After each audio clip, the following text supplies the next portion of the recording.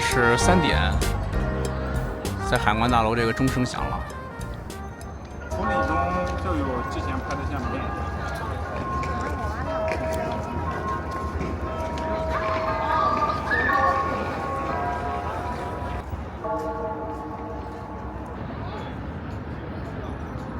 我这些郁金香已经开败了，因为最近天气太热了。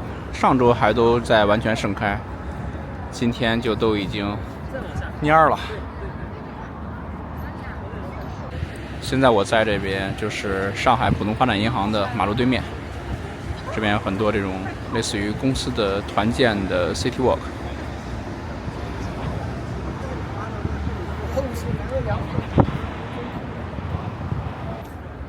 经过这个路口，我们就到前方我们今天要 City Walk 的一条在外滩旁边的马路。提起上海的福州路，您会想起什么呢？数不清的各类书店，还是吃不够的各类美食？除了这些，这条百年马路上的许多老建筑也都有很高的历史价值。今天就让我们一起去探寻一下。从中山东一路进来，这边就是我们今天要逛的福州路。今天天气非常的好，可以看到很多的人已经穿的衣服很少了。两边的这个梧桐树之前都给切掉了，应该过几天都快要发芽了。这边回头望去就是外滩，这边有人在这边喝下午茶。在这个福州路两边还有几家餐厅，它带着这种小的露台，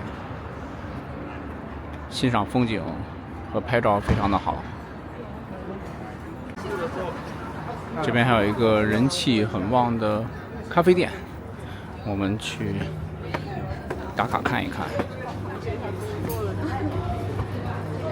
哇，他这边是无声咖啡师，是聋哑人。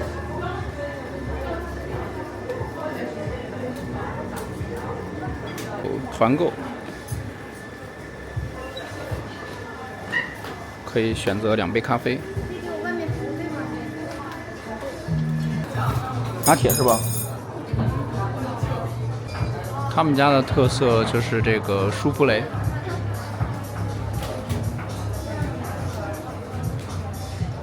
这边就是它的一个小的阳台。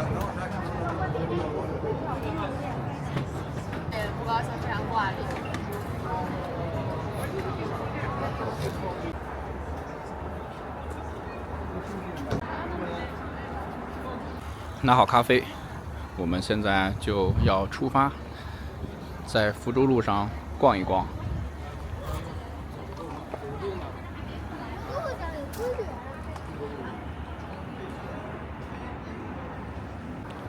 不知不觉看到了船长酒店，这一个上面有一个餐厅酒吧，它的一个露天的露台特别的好，可以欣赏到外滩的风景。点一杯喝的就可以了，而且上面在夏天的话也非常的热闹。福州路是上海区域文化的源头，1897年商务印书馆在此开业，标志着这里是中国近代出版业的崛起之地。福州路素有中华文化第一街的美誉，沿路拥有众多书店和文化用品商店，其中较著名的有上海书城、上海文化商厦等。刚走没几步就看到了这个上海姥姥家常饭馆。上海不应该是叫外婆吗？而且据说这个店之前在韩国人的这个社交媒体当中很火，有点奇怪。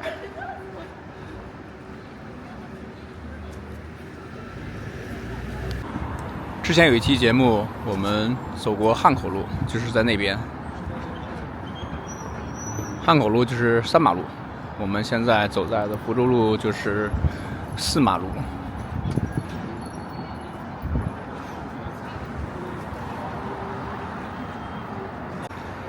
马路对面就是上海国际商品拍卖有限公司，大家可能对这地方不熟悉，一提到上海的那个车牌蓝牌的这个拍卖，就大家都知道这边来申请。最近好像它的这个蓝牌拍卖价格还是在9万多。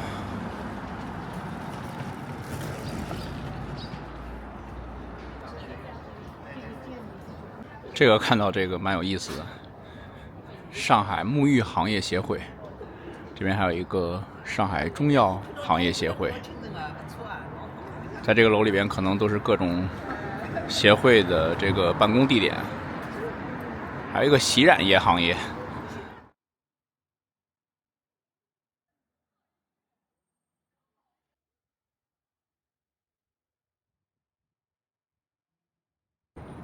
现在走到了一个福州路和江西中路的一个路口，大家可以看到这个神奇的路口，它这个四边的建筑有什么不一样？大家可以看到它这个每栋建筑的这个门头立面都是弧形的，所以仿佛把我们围成了一个圆。那么这边就是都城饭店，这边就是福州大楼。在福州大楼这边转过来是建设大楼，对面就是工部局旧址。在之前这边还在装修，好像最近刚刚把这个施工的围挡拆掉。好，那我们继续经过这个路口，沿着福州路往前走。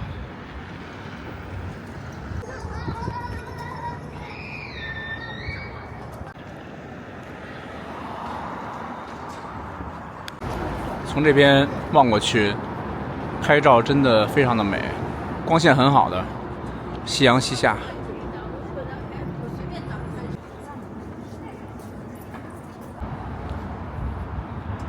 这边就走到了河南中路和福州路的交叉口。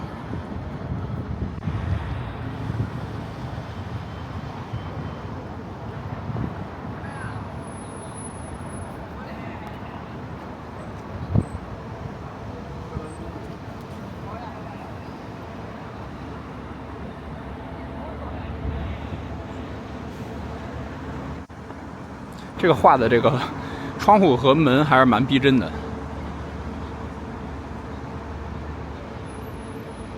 那边有的还把窗帘画上了。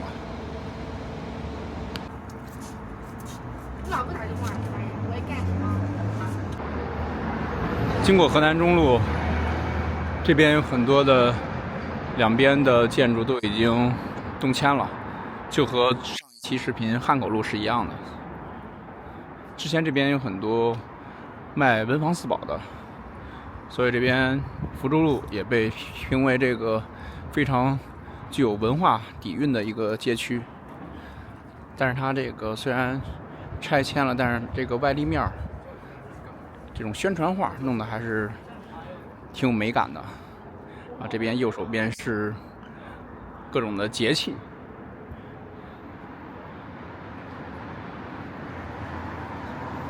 左边也有大寒、小寒、冬至，还有品茗听雨。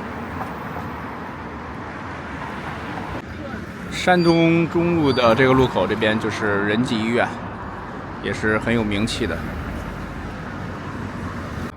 仁济医院比较有名的就是它的消化歌，在全国应该排数一数二了。啊，前面左手边到了杏花楼了。很有名的老字号。福州路还是一条美食文化街，拥有像杏花楼、老正兴、老半斋等许多家喻户晓的中华老字号美食品牌。进到这个杏花楼里面看一看，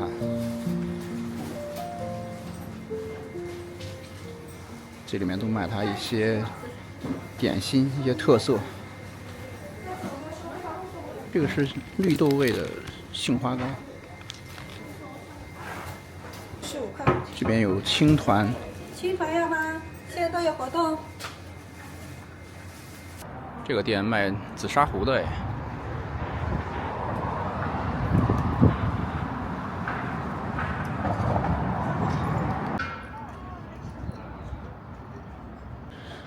这边还有弄这个印章艺术雕刻的非物质文化遗产。这里还有一个公章定点单位。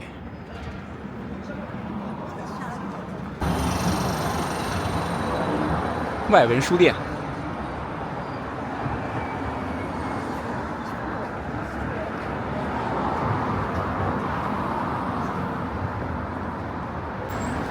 它这个建筑还是蛮有特色的，包括它上面的这个装饰。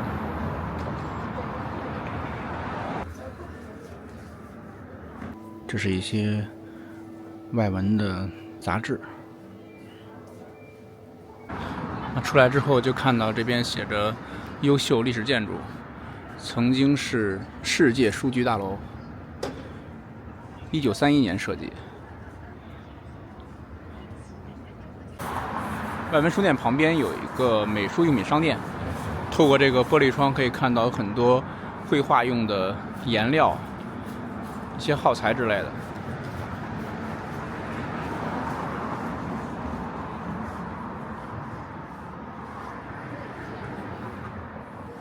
看到这种颜色五颜六色的，很治愈的。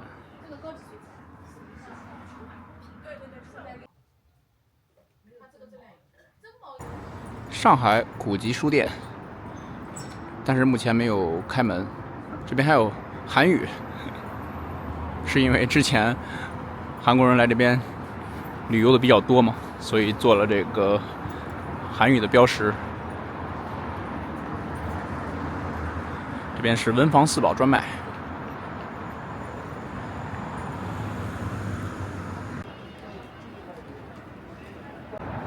这家是艺术书坊。福州路以书店出名，有专门的音乐书店、艺术书店等，书店多，所以感染了街道。走在路上也觉得周身书香缠绕。虽然随着时代变迁，不少建筑门面早已灰飞烟灭，但走在这里，仍能闻到浓浓的文化气息。在这个艺术书坊旁边还有配套的这个咖啡店，卖一些咖啡和拿铁、啤酒什么的。走在这条福州路上，就可以感到很浓厚的这种文化气息。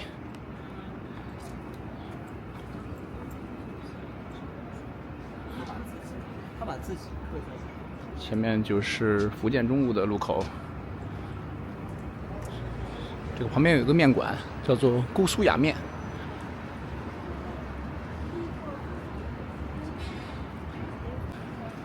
姑苏雅面他们家这个门口这个小景弄得还蛮精致的。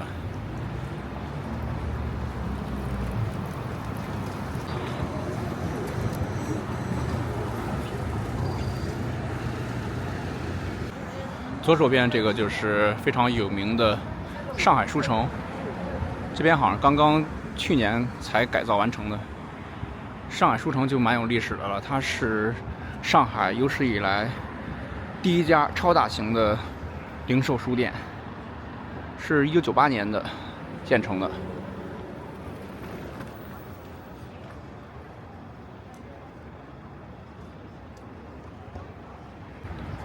我们进去看一下。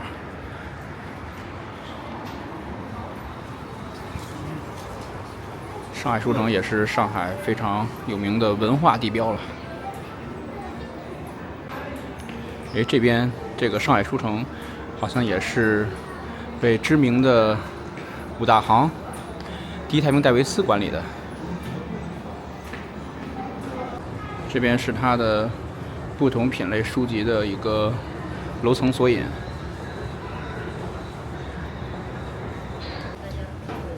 然后这家星巴克和这个书店融合的非常好。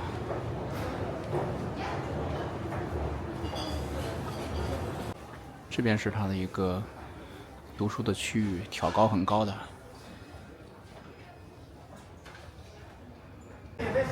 西泠印社的文创品牌。书店里面还有一个卖现做冰激凌的。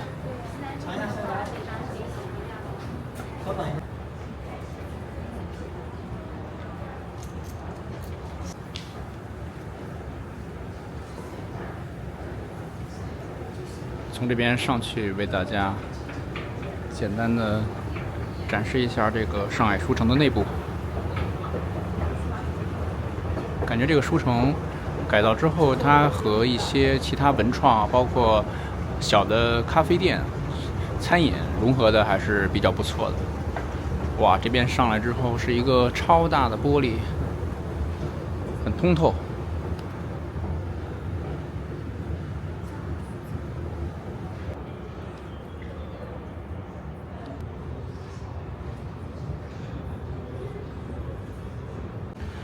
目前国内非常有名的这个哪吒电影的一些相关的书籍。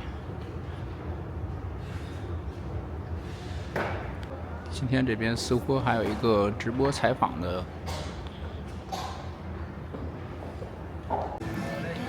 经过湖北路这边就特别的市井和热闹了，有很多林立的一些小店。对面还有一个中福古玩城。前面看到了一个老字号老正兴，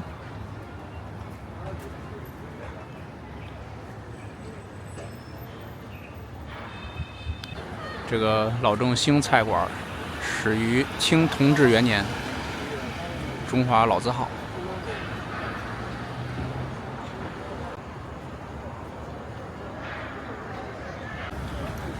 对面这个就是老半斋，在旁边还有一个胡庆余堂。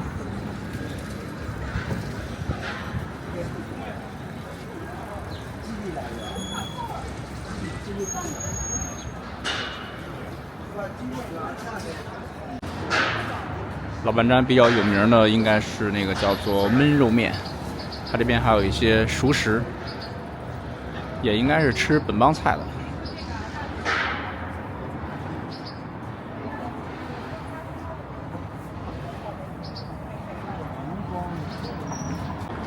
刀鱼馄饨，128块钱一斤。对面这个楼准备要外立面改造装修了，那边就是王宝和酒家，在汉口路那边有一个它的王宝和一个酒楼，还有住宿，也是比较老的店了。往前走一走就到人广区域了，就是西藏中路那边。福州路还有一个非常在历史上很有名的，就是它这条马路的这个妓院很多，就是以前的红灯区。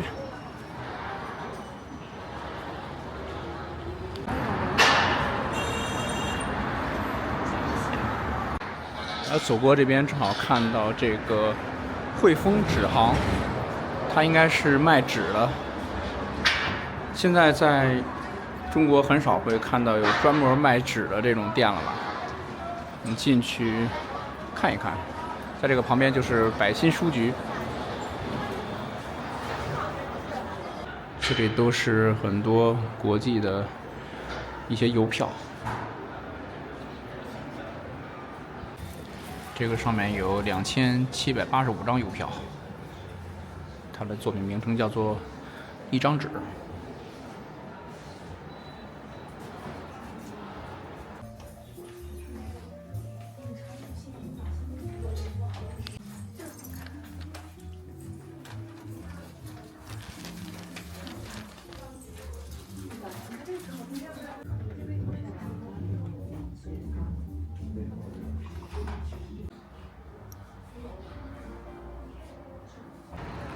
黄浦区的图书馆，这个是对面这个建筑和这个店蛮有意思的，这是卖文房的，应该是一些纸品啊、毛笔。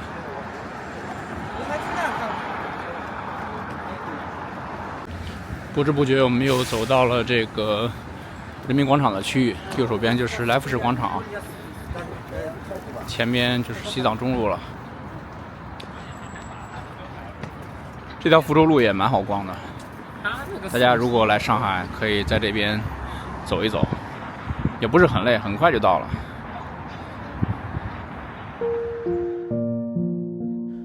福州路的尽头，西藏中路口原是惠乐里，这一带曾经是著名的红灯区。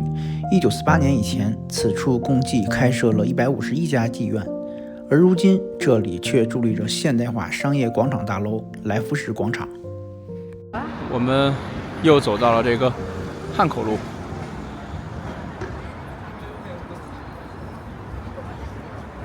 现在已经是下午5点钟了，小白要去外滩那边参加一个婚礼，一会儿可以给大家拍一拍上海人办婚礼的这个现场的这个氛围。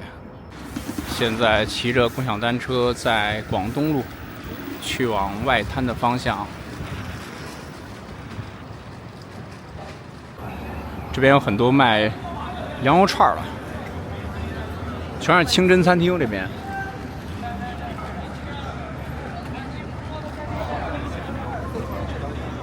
广东路这边就很市井的，两边这种小的这种店铺，前面距离外滩越来越近了。骑车在这种小街小巷里面，还是别有一番滋味的。但是到前面就应该是禁止骑行了。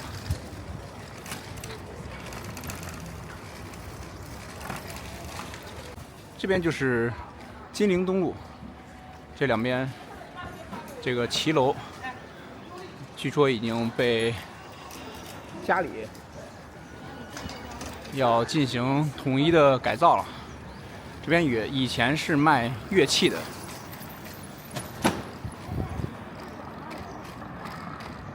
现在要骑行拐进了永安路。怎么样？骑行穿越这种大街小巷也是非常有意思的。前面右手边就是外滩 SOHO 了，也就是我们今天参加婚礼的目的地。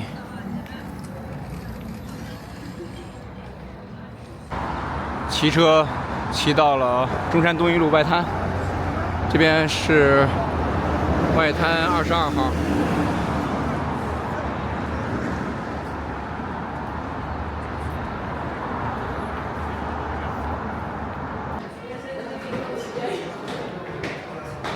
这边就是今天我们要参加婚礼的场所。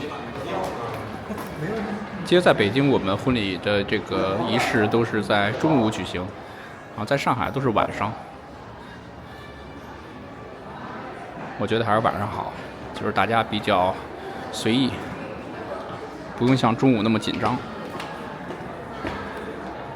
这个就是它的一个拍照的地方。这边还有小提琴的表演。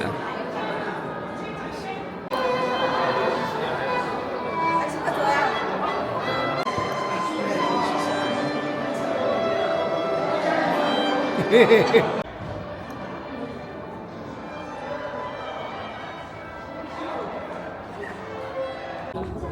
这个上面6层还是一个露台。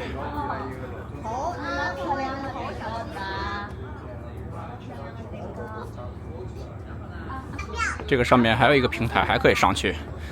哇，参加这个婚礼也可以欣赏一下外滩的夜景。那这个上面就是它的一些空调和排烟设备。上面还是一个平台，然后还有一些鲜花的装饰。哇，陆家嘴尽收眼底。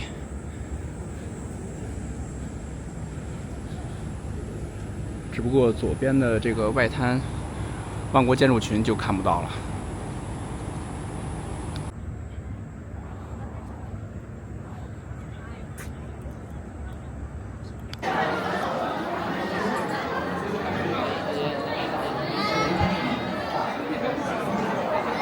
找到自己的位置就坐。这个是小菜。拿出手机记录下今天美好。最近的各位来宾、女士们、先生们，欢迎大家共同走进许明杰先生和汪欣女士的婚礼现场。我们的晚宴仪式将会暂时定在。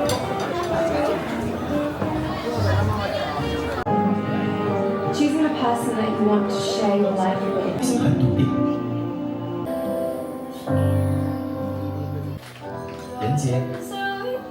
向你的妻子。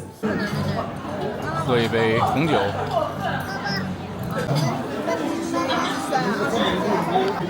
真的，反正是个事。对。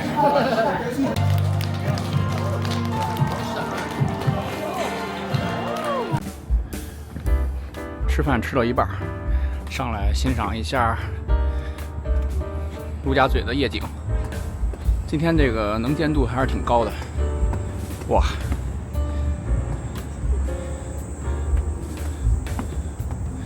然后有一种微风吹着，蛮舒服的。哇！